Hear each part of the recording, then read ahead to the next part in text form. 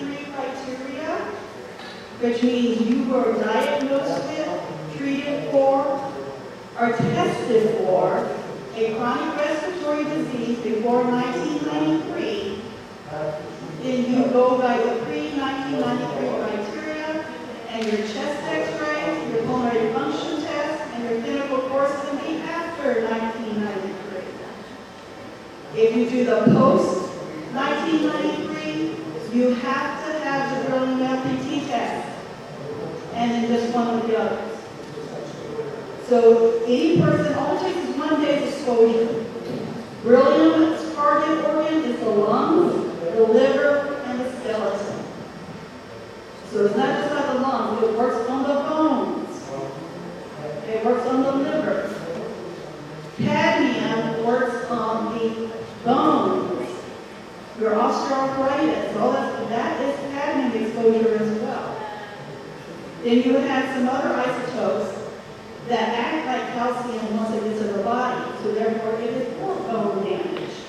And that's the bone itself, not the bone marrow, but the bone itself.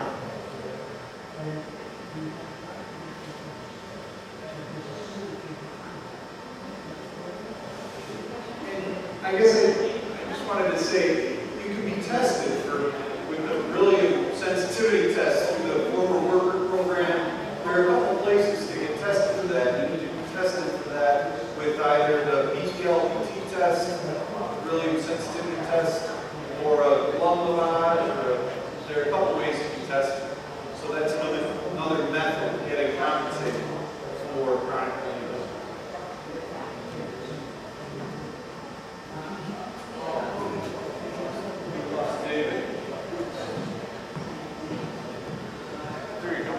Yes. Python has silicas, but none of the workers at Python have ever been tested for silicas. I know I brought up about the beryllium issues, and then all of a sudden they were testing for beryllium, but we have silicas there too, but we've never been tested for that either. That silicosis underneath the statute, and I wish the other advocate here that's an expert on this, Stephanie Carroll, was here because she does a lot of silicosis claims. You just have to have a B reader. You have to be diagnosed with silicosis and have a B reader read that x-ray, and that's it. It's easier than chronic lung disease. But because they don't think that you guys are going to have it, and that's why we're not going to tell you, because then they're having to go by your responses that they did in the back of the other science. So yes, it's silicosis if you meet the criteria, and it's in regulations that tells you what you need to meet the criteria for silicosis. We've got silicosis cases at Portsmouth, particularly in some of the larger sandblasting operations that came about, back in the 70s and 80s, where they had big rooms of sandblasters that people we went into the area was exposed to a lot of the silica. Of course, some of the black beauty blasting agents that they used were beryllium also. Can I ask, just for clarification, some of the people that are filing for loss of weight, for example, the final adjudication branch, as well as the Cleveland District Office, is making the insinuation that these people need to be not able to work. And the bottom line, you be totally able to work, but working in a job as a Walmart greeter and qualify for lost wage. We believe that I have chronic beryllium disease, and I believe that we have 100 and some people that are at least beryllium sensitive at the Portsmouth site, many of which have never disclosed their condition for fear of retribution in that it may cost them their job or affect them personally. They've got their little DOL card that has the beryllium sensitivity on it, but they refuse to pursue it any further with the bronchoscopy or the testing at National Jewish. I go every single year. And every single year it shows additional scarring, reticular abnormality, and ground glass opacification. And the problem is, I've got a good friend that they implied that lost wage, you need to be not able to work, and that is furthest from the truth. And we need something to clarify the claims examiner so that they know it doesn't require disability to collect lost wage. Correct, and that's an issue that we're going to have to work not only with the Department of Labor, but with legislation as well, because the statute says, and the U.S. Supreme Court has already ruled, that lost wages or wages is an economic issue, it is not a medical issue, and the statute says your time of injury is the last day that you work. So if you have a workman comp claim, your last day of injury is the last day that you work there. So you go back 3 years, calculate what was your annual average wage, and then you go forward from there, and it's either 10,000 or 15,000 or nothing if you still made a hard money. It has nothing to do with medical evidence because you've already been accepted as a covered illness, and it is ethically and legally liability when you continue working around the toxic substance that you know because you got help with that. Yes, we attended right after the inception of the DEEOIC. I was in Washington, D.C. helping people that were given testimony before House, Senate, and subcommittees to get the legislation passed from the Portsmouth plant. I've just been elected a full-time safety representative for the union workers out there. And I have to say that we had meetings, town hall meetings, that shortly thereafter, those people, those 100 people at the Portsmouth site, right now, because of the characterization that was done for beryllium, back in 2001 to 2002, they found beryllium almost in every building, where for 50 years the Department of Energy totally denied that beryllium existed at the Portsmouth site until the peripheral blood through the beryllium lymphocyte proliferation test started showing confidence. Then they finally start the characterization. And now that we've got at least probably 100 plus people, if their doctors would say that you need not to go into that building and work there anymore, that you need to work another job as a Walmart greeter, then they indeed should qualify for lost wage under the DEEOIC procedure. I see that it's 4:15. I encourage Dr. Menuda to kind of adjourn this a little bit, but we're going to be here. So if anybody wants to talk, ask questions individually, I think we've heard from most of the people that wanted to speak to everyone. And but we will be here, and we're happy to hear individual questions if you have them.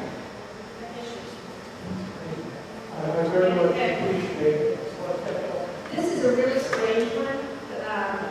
But in the back, there's a brown box. It's full of shampoo and stuff. It's people donated to me. Company donated to my nonprofit. If you need some shampoo, please help yourself. I'm tired of storing it. Thank you. Did they not like your hairstyle or what? Hi.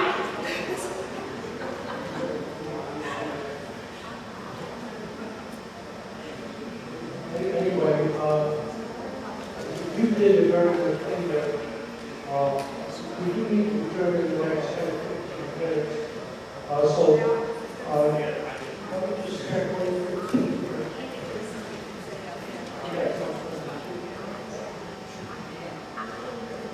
Now, the young lady who had the vote is outfit extraordinaire ahead. She knows about everything that lives outside of her. So she apparently she signed the book. So tell me, give my regards to all of you for coming, for the tremendous interest that you show in this. Because I think it was a privilege to fit from the heart. But I think all of us are passionate about making this right. Because the thing is, how many people want to work with the intention of getting sick? And the answer, of course, is no one. Now, admittedly, back in the day, we didn't know until we were in the county what we know now. And one of the heartbreaking things for me is we're getting a third generation of workers sick. And that isn't right. And so, at the end of the day, let's get it right for us let's work with the agencies who are here, who are committed to helping us. Yes. Well, we'll get you just and then the three young ladies over here, as well as our advocates here, that there are people that can help and will help.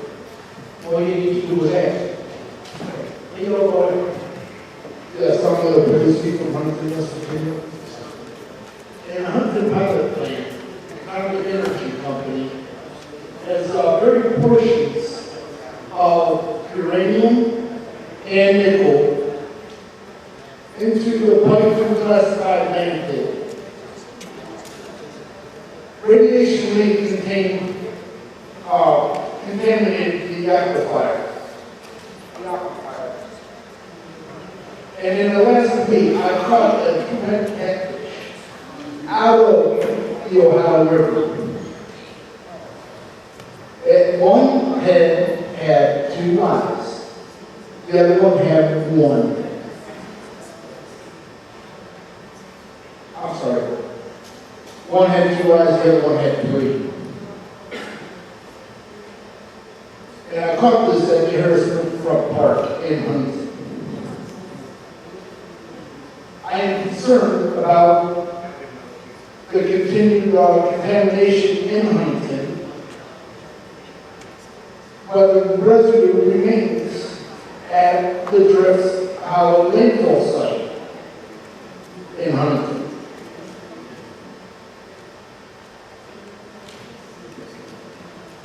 And that's... I should make a suggestion that you really need to report that to the EPA.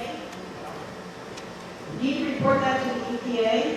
You need to report that to underneath the Clean Water Act, and get them involved, and get to your state legislators and your state representatives, because this is an environmental toxin that has happened, and it needs to be brought to their attention, because I know at the Savannah River site, their deer, their wild pigs and all that stuff are being tested for radiation.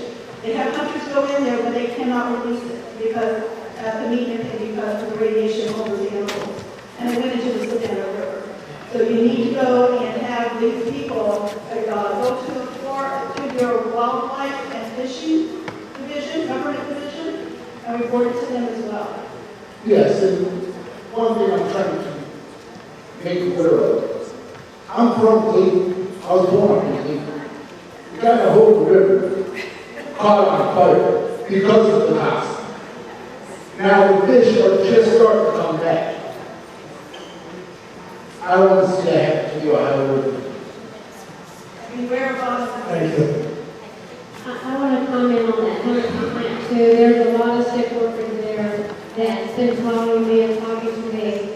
I wrote the story about the nickel plant being disassembled from Huntington and shipped to Piketon and carried 79 truckloads of contaminated scrap. And the workers up there are fighting to get compensated, and someone needs to look into it a little more because Piketon contaminated that site, and they buried it out here for 79 strikes. 79 truckloads. Yeah, and they really need to look at it because in 2008, the Oak Ridge newspaper reported that they found a mason jar full of plutonium in the burial ground. So, does anyone else have any comments? Okay, Tony? Okay, we want to thank all of our officials, all of the dignitaries, and of course, most of all of you. Thank you.